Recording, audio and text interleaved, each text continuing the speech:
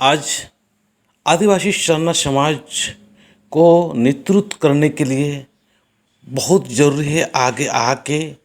हमें अपने समाज के बारे में बताना, अपने बारे में जानना, अपने समाज के बारे में जानना कि हम लोग क्यों आज हमारे पास में सब कुछ है, सब कुछ है, धन है, दौलत है, तमाम तरह का है, तो भी हम लोग संभल के नहीं रख पा रहे हैं। हमारे कार्तिक बाबा जो थे वो हमारे आदिवासी समाज के लिए कितना बेहतरीन और सुंदर काम किए, और उसका काम जो किए हुए उन्हीं को अगर हम संभाल ले तो हमारा समाज इसी में उन्नति कर लेगा। तो आज हम तमाम आदिवासी शरण समाज के भाइयों से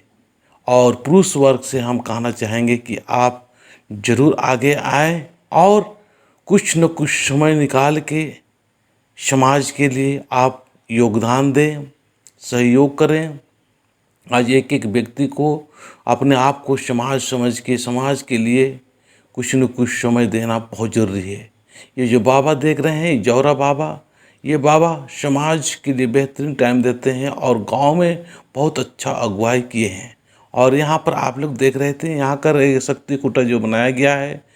कार्तिक बाबा का जो